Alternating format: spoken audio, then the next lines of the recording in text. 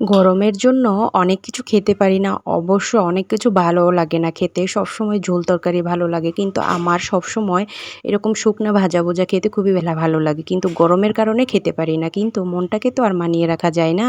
তো আজকে চিন্তা করলাম একটু করে নেই। তো আমি সকালে নাস্তা থেকে ভিডিওটা শুরু করলাম। সকালেই তো ভাজা-ভুজা দিয়েই খেয়ে নিলাম। আর আজকের রেসিপি বলতে দুপুরে যা করতেছি সেগুলাই আলু ভাজা, কাঁকরোল ভাজা এগুলাই করব। তো এগুলার করাটা একদম সোজা আর একদম সহজ, কম সময়ে হয়ে যায়। মশলা দিয়ে এখন সুন্দর করে ম্যারিনেট করে নেব আলুটাকে, আর কাঁকরোলটাকেও এভাবে মশলা দিয়ে মেখে নেব। আর মেখে নেওয়ার সময় আপনি ২ টা টিপস অবলম্বন করতে পারেন। একটা হচ্ছে হাতে সুন্দর করে মেখে নিতে পারেন। আর যদি হাতে না মাখতে মন না চায় তাহলে এইভাবে আমার মতো ঝাঁকিয়ে নিতে পারেন। আজকে আমার মনে হলো যে এভাবে ঝাঁকিয়েই নেই, কারণ ভাল লাগতেছে না। তো এইভাবে ঝাঁকিয়ে নিচ্ছিলাম। তো এগুলা ঝাঁকিয়ে সুন্দর করে সাথে, সাথে ভেজে নেব। আর আরেকটা কথা, আপনারা যেকোনো ম্যারিনেশনের সময় লবণটা একটু এভয়েড করবেন। কারণ লবণটা এভয়েড করার কারণ কি সেটা আমি পরে বলছি। এখন সুন্দর করে ফ্রাই প্যানে এগুলা ভেজে নিচ্ছি। আর আমার কাছে সবসময় ফ্রাই প্যানে ভাজাটা কিন্তু ভালো লাগে। ভিতর থেকে মুচমুচা হয়ে আসে।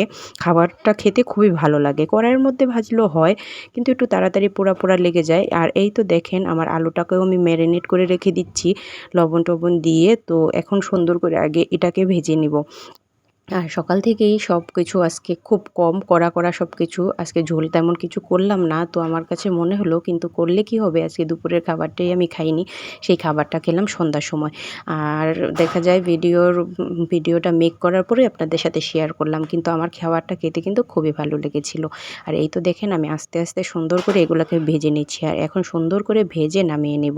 আর ভাজাটা কিন্তু একটু কড়া হলে ভালো হয় দেখতে এবং খেতে, ২ টাই। নরম যদি খেতে চান তাহলে আমার ভাজাটা হয়ে গেছে। আর যদি আমার মতো খেতে চান তাহলে এই তো দেখেন কড়া একদম মশলা সহ কড়া ভাজা হয়ে গেছে। সুন্দর করে এগুলাকে এখন নামিয়ে নেব, কারণ আমার ভাজাটা মোটামুটি কমপ্লিট হয়ে গেছে। কিছুটা ছিল সেগুলাকে এখন ভেজে তারপর সুন্দর করে নামিয়ে নেব। সেম একই ফ্রাই প্যানে আবার কিছুটা তেল দিয়ে দিব। কিছুটা তেল দিয়ে এখন আলুগুলা দিয়ে দিব। আর আলুগুলার মধ্যে আমি বলেছিলাম লবণ না দিতে। এই তো দেখেন কেন বলেছিলাম। লবণ দিলে পানি উঠে যায়। আমি সেই পানিটা সহই দিয়ে দিচ্ছি, কারণ পানির মধ্যে অনেকটা মশলা চলে গেছে।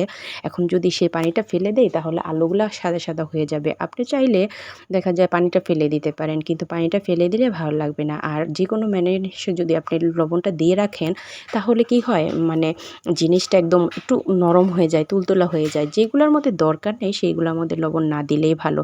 তো সবকিছু ভাজাভাজি শেষ করে তারপরে নাস্তাটা কমপ্লিট করে নিলাম।